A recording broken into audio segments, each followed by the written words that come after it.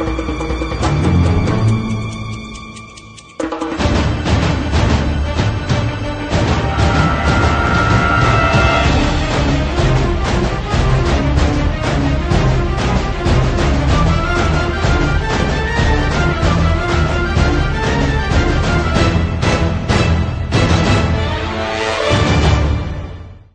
اللہ الرحمن الرحیم۔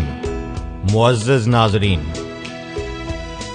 Pakistan Union Norway کا نصب العین ہے۔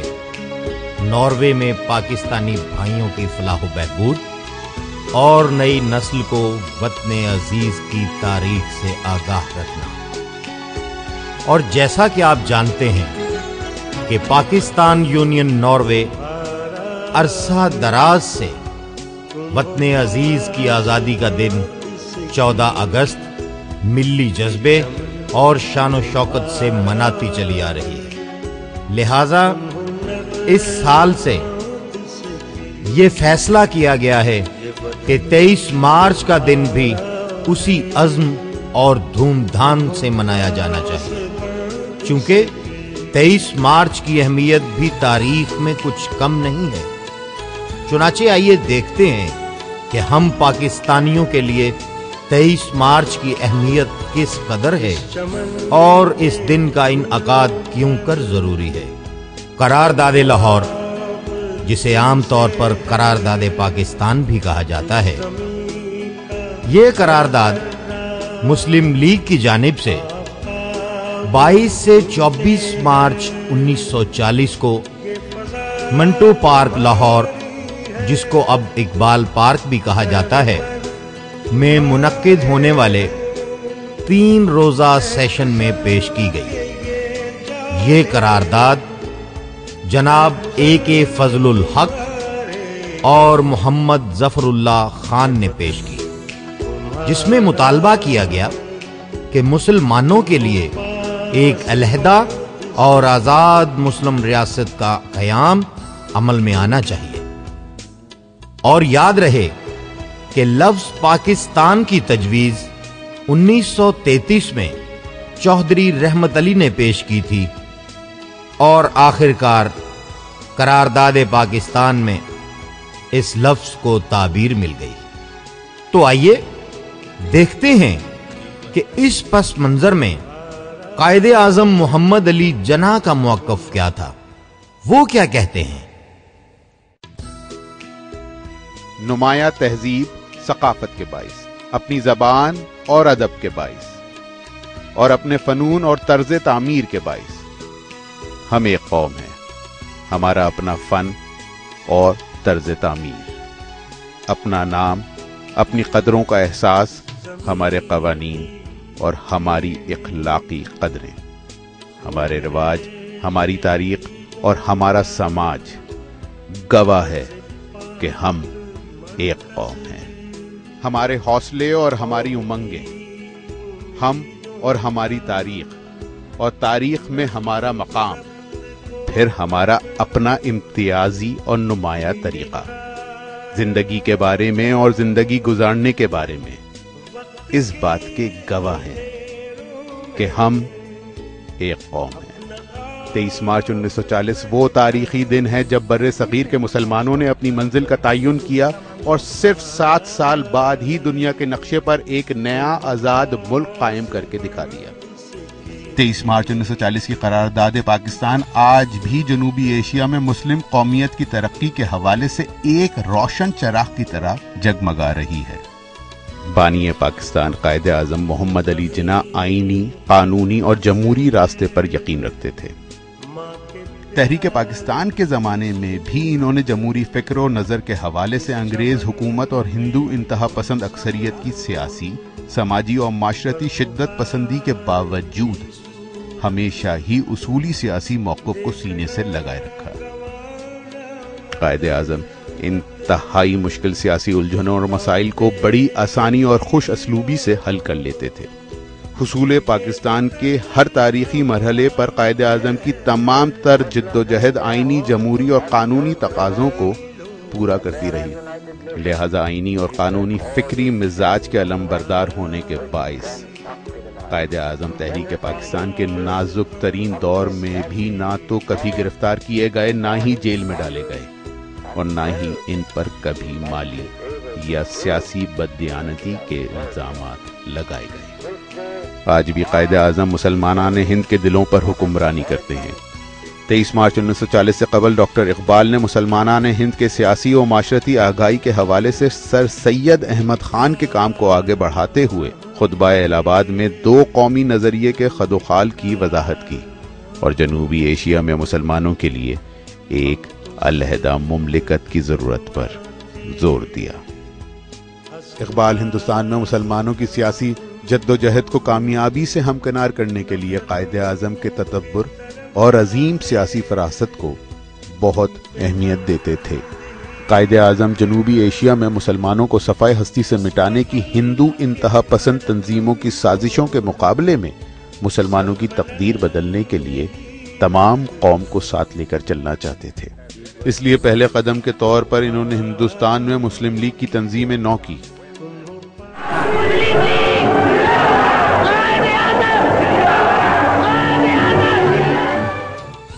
تاکہ مطالبہ پاکستان کے لیے مسلم قوم کا ذہن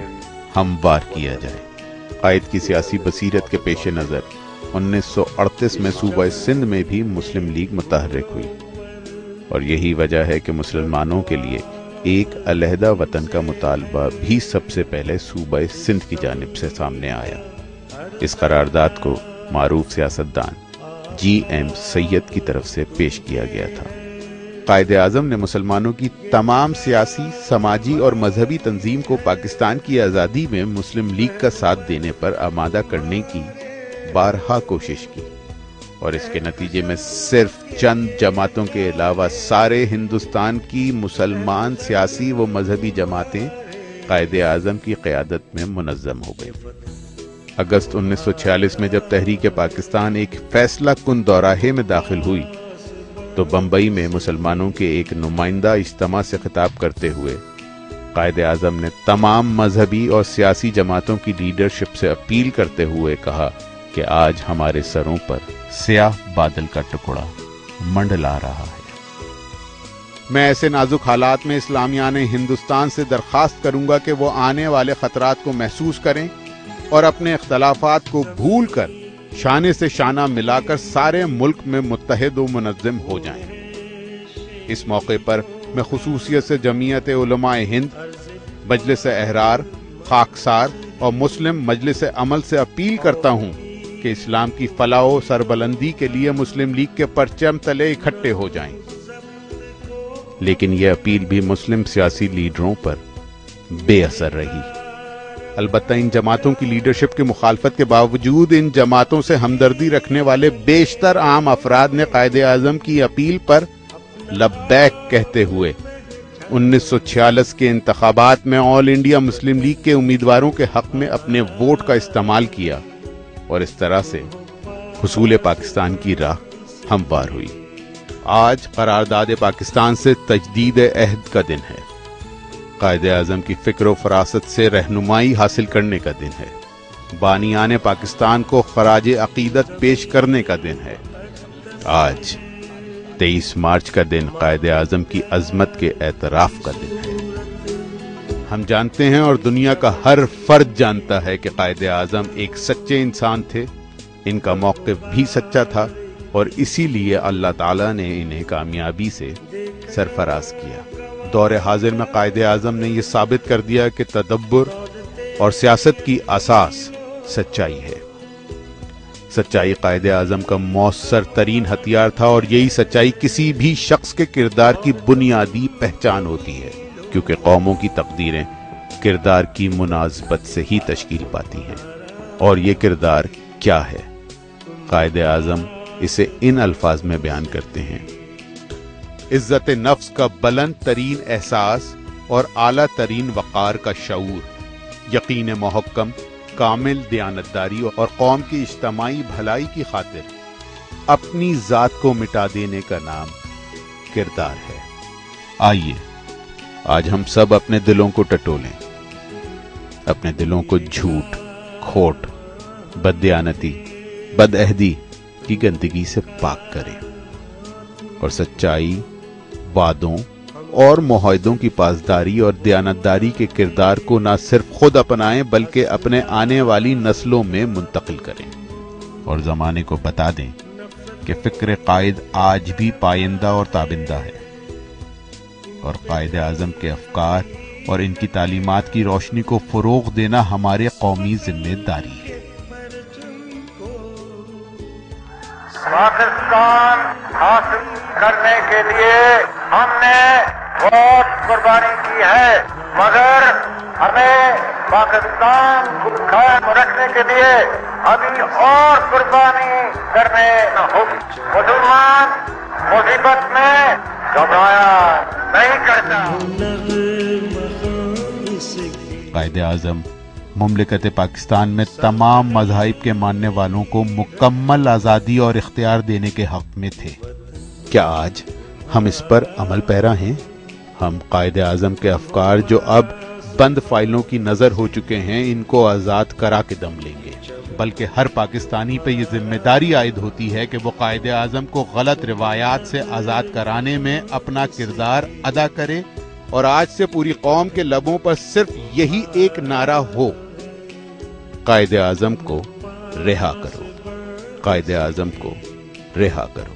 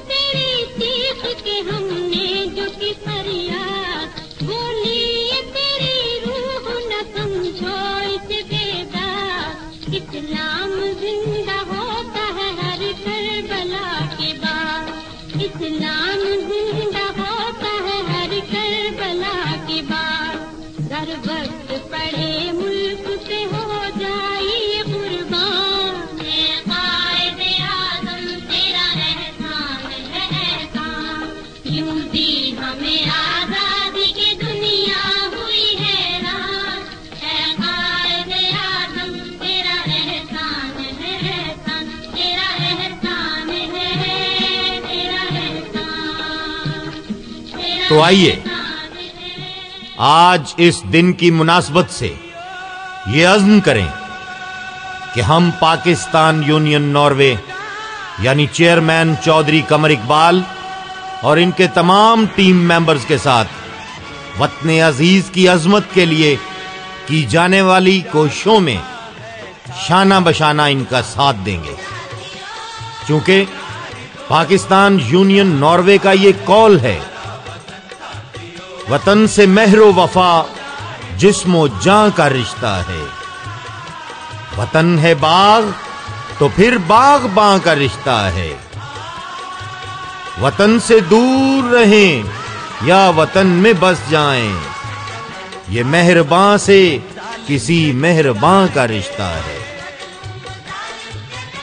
اور پاک وطن کی شان و شوکت کی بقا کے لیے ان کے بڑھتے قدموں کے ساتھ قدم ملا کر چلیں گے، اور chairman Pakistan Union Norway Chaudhry Qamar Iqbal اور ان کی پوری ٹیم کے لیے دعا گو رہیں گے کہ خدا تبارک و تعالی ان کے ملی جذبوں کو مزید جلا بخشے، آمین۔ ناظرین، وطن عزیز کے معرض وجود میں آنے کے بعد بتدریج سرزمین پاک وطن پاکستان پر ایک نظر ڈالتے ہیں۔ زمیں کی گود رنگ سے امنگ سے بھری رہے، زمیں کی گود رنگ سے امنگ سے بھری رہے، خدا کرے خدا کرے خدا کرے خدا کرے خدا کرے سدا یہ روشنی رہے، زمیں کی گود رنگ سے امنگ سے بھری رہے، زمیں کی گود رنگ سے امنگ سے بھری رہے۔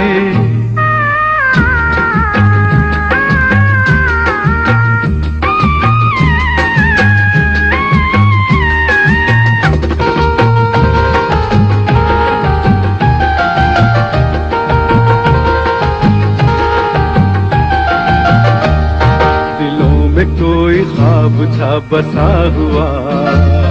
نظر میں ایک گلاب تھا چھپا ہوا، دلوں میں کوئی خواب تھا بسا ہوا، نظر میں ایک گلاب تھا چھپا ہوا، عجب بہار میں کھلا وہ پھول ماہتاب کا، عجب بہار میں کھلا وہ پھول ماہتاب کا، یہ تازگی یہ زندگی یہ چاندنی خدا کرے خدا کرے خدا کرے سدا یہ چاندنی رہے، زمیں کی گود رنگ سے امنگ سے بھری رہے، زمیں کی گود رنگ سے امنگ سے بھری رہے۔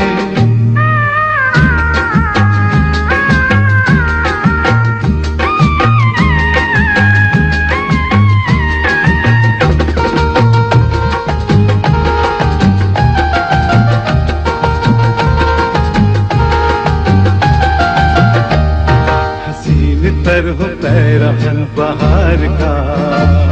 بلند تر ہو نام اس دیار کا، حسین تر ہو پیرہن بہار کا، بلند تر ہو نام اس دیار کا، یہ راستے سجے رہیں یہ پھول بن کھلے رہیں، یہ راستے سجے رہیں یہ پھول بن کھلے رہیں، یہ مد بھری کلی کلی یہ زندگی خدا کرے خدا کرے خدا کرے سدا ہری بھری رہے، زمیں کی گود رنگ سے امنگ سے بھری رہے، زمیں کی گود رنگ سے امنگ سے بھری رہے۔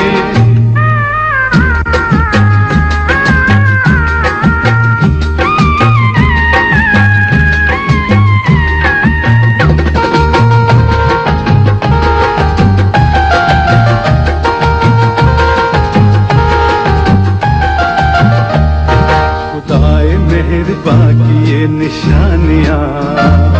رواں دواں یہ رنگ رنگ بدلیاں، خدائے مہرباں کی یہ نشانیاں दवा दवा ये रंग रंग बदलियां, वो बदलियों की ओट से पुकारती है कहकशां, वो बदलियों की ओट से पुकारती है कहकशां। ये बदलियां ये आसमां ये कहकशां, खुदा करे खुदा करे खुदा करे ये कहकशां सजी रहे सभी। नाजरीन, और अब आखिर में chairman Pakistan union Norway Chaudhary कमर इकबाल की जानिब से यूनियन के साथ आपकी यगानगत और भरपूर एतमाद का शुक्रिया अदा करते हैं और यकीन दिलाते हैं कि खुदा न खास्ता किसी भी मुश्किल वक्त में आप पाकिस्तान यूनियन नॉर्वे को हमेशा की तरह बिला ताखीर अपने साथ पाएंगे। पाकिस्तान जिंदाबाद।